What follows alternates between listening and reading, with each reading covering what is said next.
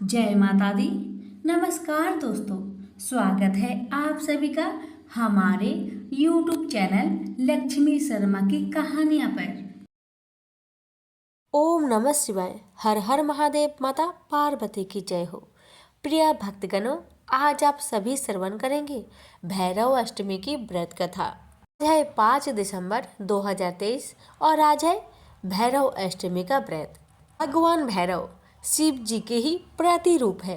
भैरव जी की पूजा अर्चना अत्यंत फलदायी है। भैरव अष्टमी तंत्र साधना के लिए श्रेष्ठ मानी जाती है।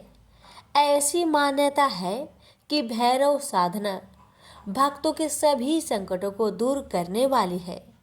यह अत्यंत कठिन साधनाओं में से एक होती है, जिसमें पूजा विधि का विशेष ख्याल रखना होता है। पौराणिक मान्यताओं के अनुसार मार्गशीर्ष कृष्ण पक्ष भैरव अष्टमी के दिन भगवान भैरव रूप में प्रकट हुए थे। अतः इस तिथि को व्रत का पूजा का विशेष विधान है।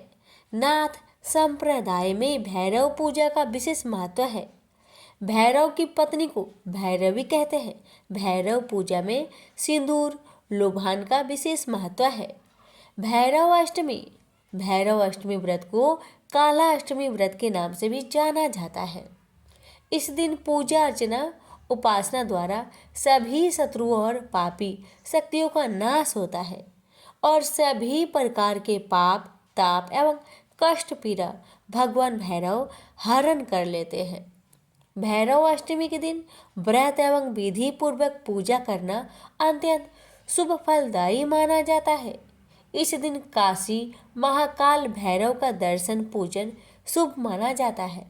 महाकाल भैरव अपने भक्तों की संपूर्ण मनोकामनाएं पूर्ण कर उनके समस्त पापों का नाश कर मुक्ति प्रदान करते हैं। भैरव जी की पूजा अर्चना मनोवांछित फलों को देने वाली है। इस तिथि को व्रत भैरव जी की पूजा अर्चना करके तंत्र मंत्र की शक्ति को प्राप्त करता है। भैरव अष्टमी व्रत की पूजन विधि। भगवान भैरव के इस रूप की पूजा अर्चना षोडशोपचार पूजन सहित करनी चाहिए। प्रातःकाल स्नान आदि से निवृत्त होकर नवीन अथवा स्वच्छ वस्त्र धारण करें। मन कर्म वचन से भैरव जी का ध्यान करें। व्रत का पूजन संकल्प ले श्री भैरव यंत्र का पूजन करें। गाय के घी से दीप जलाए। भैरव चालीसा का पाठ कर आरती गाए। रात्रि जागरण करना चाहिए। इनके मंत्रों का जाप करते रहना चाहिए। भजन कीर्तन करते हुए भैरव कथा व आरती करनी चाहिए। इससे भगवान भैरव प्रसन्न होते हैं। इस दिन काले कुत्ते को भोजन कराना शुभ माना जाता है। मान्यता अनुसार इस दिन भैरव जी की पूजा व व्रत करने से समस्त विघ्न समाप्त हो जाते हैं। भैरव अष्टमी व्रत पूजन का महत्व। भैरव अष्टमी व्रत को करने से भय का नाश होता है और इन्हीं में भगवान शिव की शक्ति समाहित है। भैरव अष्टमी व्रत का बहुत ही महत्व है। यह सभी दिशाओं के रक्षक और काशी के संरक्षक कहे जाते हैं। कहते हैं कि भगवान शिव से ही भैरव जी की उत्पत्ति हुई है। भैरव आराधना से शत्रु से मुक्ति, सभी क्षेत्रों में विजय प्राप्त होती है। व्यक्ति में सकारात्मक ऊर्जा का संचार होता है। भैरव अष्टमी व्रत को विधि पूर्वक करने से मनोवांछित फल की प्राप्ति होती है। भैरवनाथ के पूजन से ही शनि का प्रकोप शांत होता है। ये भक्तगणों, श्रवण करें भगवान भैरव की जन्म कथा। आपसे निवेदन है, कथा को पूरा सुने। अगर अच्छी लगे तो दूसरों को भी शेयर करें। प्रेम से बोलिए भैरव बाबा की जय। कथा इस प्रकार है कि एक बार सुमेरु पर्वत पर बैठे हुए देवताओं को प्रणाम कर ऋषियों ने उनसे पूछा, हे प्रभु, आप में से सबसे बड़ा कौन है? उस समय भगवान शंकर की माया की वशीभूत होकर ब्रह्मा जी ने अहंकार से भरकर कहा, ऋषियों, इस संपूर्ण दृश्यमान सृष्टि को उत्पन्न करने वाला मैं ही हूँ। मुझे किसी ने उत्पन्न नहीं किया। मैं ही सर्वशक्तिमान हूँ। मैं ब्रह्मा हूँ। ब्रह्मा जी की यह अहंकार पूर्ण वचन सुन भगवान नारायण के अंश ऋतु को क्रोध आ गया। ऋतु ने कहा, ब्रह्मा जी, आप अज्ञानता बस ये वचन कह रहे हैं। संपूर्ण संसार का पालन करता मैं नारायण का अंश हूँ, अतः स्वयं का बड़ा समझने की भूल मत करो। दोनों वेदों के पास गए और पूछा, आप हमारे संदेह का निवारण करो, हम में से कौन बड़ा है? यह सुन विचार कर ऋग वेद ने कहा, इससे सबका जन्म हुआ है, वे एकमात्र रुद्र ही सर्वशक्तिमान है।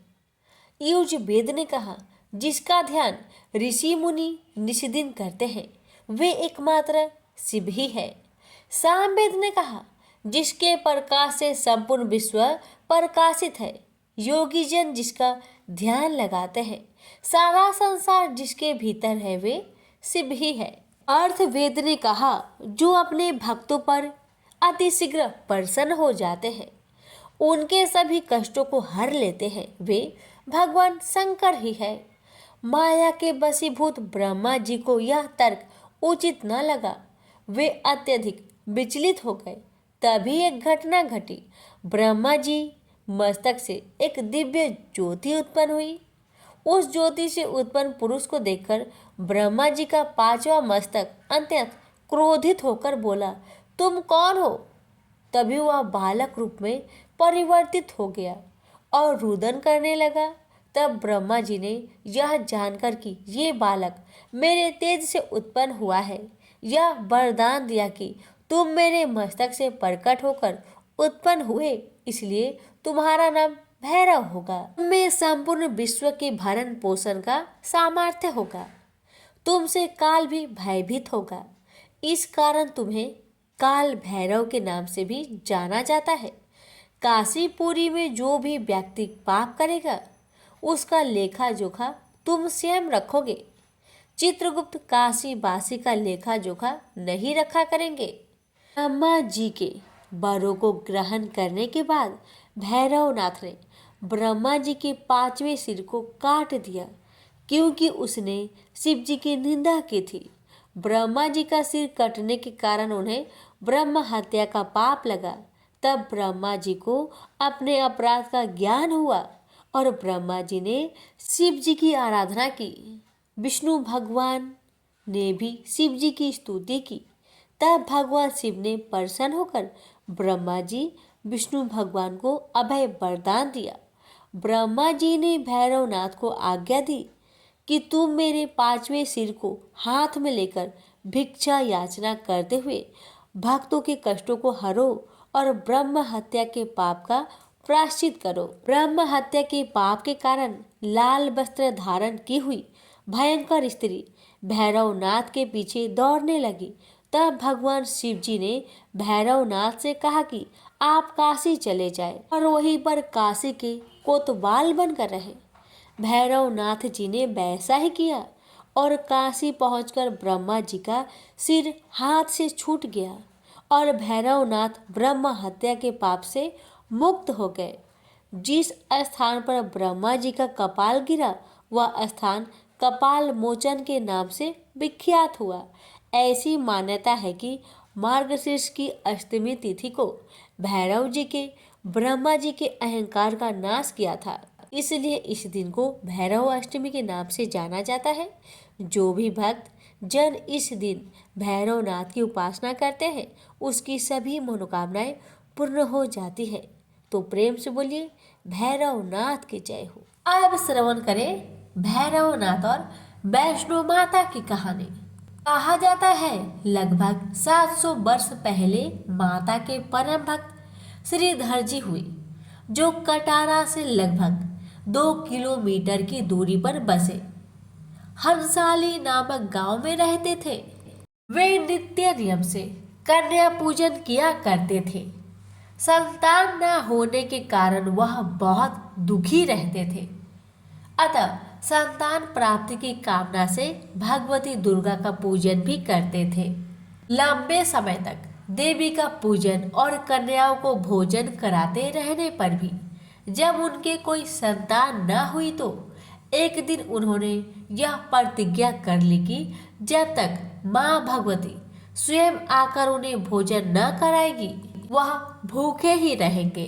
अपने भक्त की ऐसी कठोर प्रतिज्ञा देखकर माता का हृदय पिघल गया और भक्त जी कोई दर्शन देने का विचार करके माँ एक दिन कन्या का रूप धरकर अन्य कन्याओं के साथ बैठ गई। अन्य सभी कन्याएं हर रोज की भांति चली गई, लेकिन वह कन्या रूपी भगवती वही बैठी रही। उसे बैठा देखकर श्रीधर बोली, कन्या तुम क्यों बैठी हो? तब कन्या ने कहा, पहले तुम भोजन कर लो, फिर मैं तुम्हें अपना परिचय दूंगी। श्रीधर ने कहा, मैंने यह प्रतिज्ञा की है कि जब तक स्वयं माता आकर मुझे भोजन न कराएगी तो मैं भोजन नहीं करूंगा। अब की बार दिव्य स्वरूप कन्या का उत्तर था कि वही भगवती दुर्गा है। उनकी तपस्या से खुश होकर ही कन्या रूप धर कर आई है।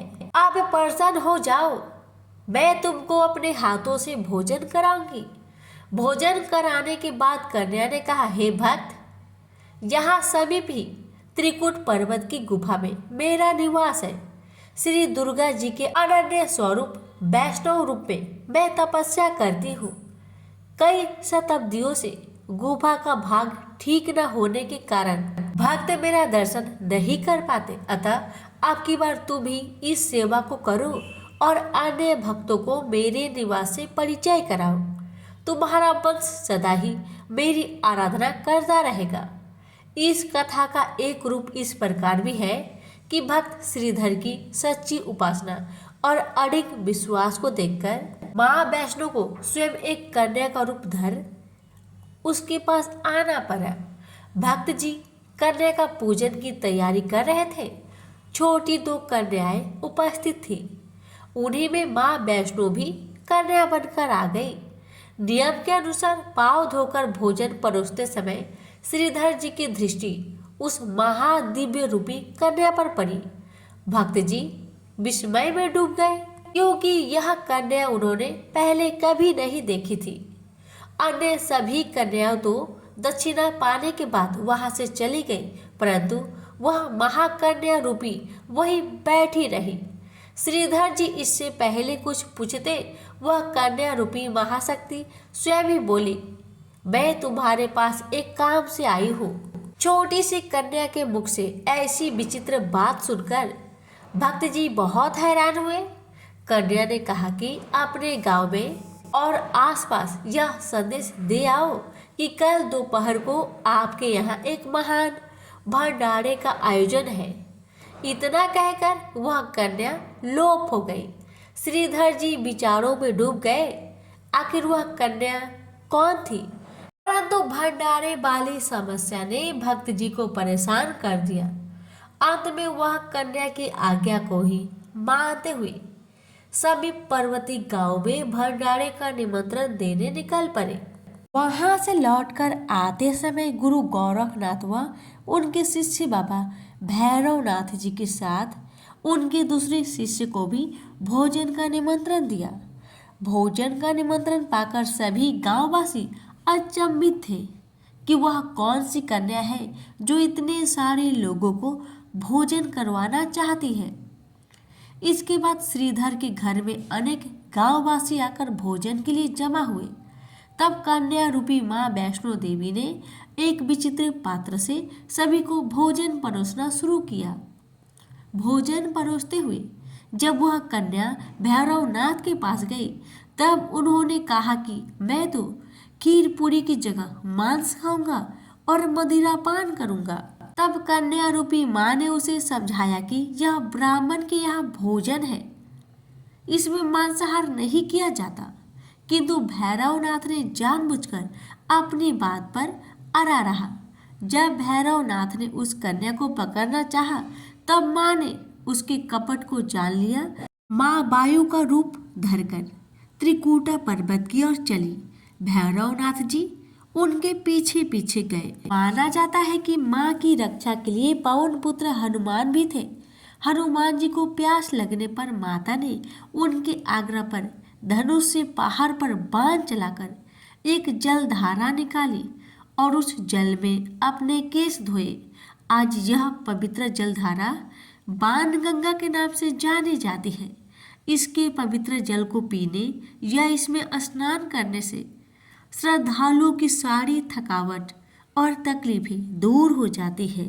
इस दौरान माता ने एक गुफा में प्रवेश कर 9 माह तक तपस्या की। भैरवनाथ भी उनके पीछे वहां तक आ गया। तब एक साधु ने भैरवनाथ से कहा कि तू जिसे कन्या समझ रहा है वह आदि शक्ति जगदम्बा है, इसलिए उस महाशक्ति की पीछा छोड़ दे। भैरवनाथ ने साधु की बात नहीं मानी। तब माता गुफा की दूसरी ओर से मार्ग बनाकर बाहर निकल आई। यह गुफा आज भी अर्ध कुमारिया, आदि कुमारिया, गर्भजून के नाम से प्रसिद्ध है। अर्ध कुमारी के पहले माता की चरण पादुका भी है। यह वह स्थान है जहां माता ने भागते भागते मुड़कर भैरवनाथ को देखा था। गुफा से बाहर निकलकर कन्या ने देवी का रूप धारण किया। माता ने भैरवनाथ को चिताया और वापस जाने को कहा, फिर भी वह नहीं माना। माता गुफा के भीतर चली गई। तब माता की रक्षा के लिए हनुमान जी गुफा के बाहर थे और उन्होंने भैरवनाथ से युद्ध किया। भैरवनाथ ने फिर भी हार नहीं मानी। जब वीर लंगूर निढाल होने लगे तब माता वैष्णवी ने महाकाली का रूप लेकर भैरवनाथ का संहार कर दिया। भैरवनाथ का सिर काटकर भवन से 8 किमी दूर त्रिकुट पर्वत की भैरव घाटी में गिरा। उस स्थान को भैरवनाथ के मंदिर के नाम से जाना जाता है। जिस स्थान पर मां वैष्णो देवी ने हठी भैरवनाथ का वध किया वह स्थान पवित्र गुफा अथवा भवन के नाम से प्रसिद्ध है। इसी स्थान पर मां महाकाली दाएं में, मां सरस्वती मध्य में, मां महालक्ष्मी बाएं में पिंडी के रूप में गुफा में विराजमान है। इन तीनों के सम्मिलित रूप को ही मां वैष्णो देवी का रूप कहा जाता है। कहा जाता है कि अपने वध के बाद भैरवनाथ को अपनी भूल का पश्चाताप हुआ और उसने मां से क्षमादान की भीख मांगी। माता वैष्णो देवी जानती थी कि उन पर हमला करने के पीछे भैरव की प्रमुख मंशा मोक्ष प्राप्त करने की थी। उन्होंने न केवल भैरव को पुनः जन्म के चक्र से मुक्ति प्रदान की बल्कि उसे वरदान देते हुए कहा कि मेरे दर्शन तब तक पूरे नहीं माने जाएंगे जब तक कोई भक्त मेरे बाद तुम्हारे दर्शन नहीं करेगा। उसी मान्यता के अनुसार आज भी भक्त माता वैष्णो देवी के दर्शन करने के बाद करीब 3.25 किलोमीटर की खड़ी चढ़ाई करके भैरवनाथ के दर्शन करते हैं। इस बीच वैष्णो देवी के 3 पिंड सहित एक चट्टान का आकार ग्रहण किया गया है और सदा के लिए ध्यान मग्न हो गई है। इस बीच पंडित श्रीधर अधीर हो गए। वे त्रिकुटा पर्वत की ओर उसी रास्ते आगे बढ़े जो उन्होंने सपने में देखा। अतः वे गुफा के द्वार पर पहुंचे। उन्होंने कई विधियों से पिंडों की पूजा की, अपनी दिनचर्या बना ली। देवी उनकी पूजा से प्रसन्न हुई और उनके सामने प्रकट हुई और उन्हें आशीर्वाद दिया। तब से श्रीधर और उनके वंशज देवी माँ वैष्णो देवी की पूजा करते आ रहे हैं। आज भी 12 मास वैष्णो देवी के दरबार में भक्तों का तांता लगा रहता है। सच्चे मन से याद करने पर माता सबका बेड़ा पार लगाती है। तो प्रेम से बोलिए वैष्णो माता की जय, भैरवनाथ की जय।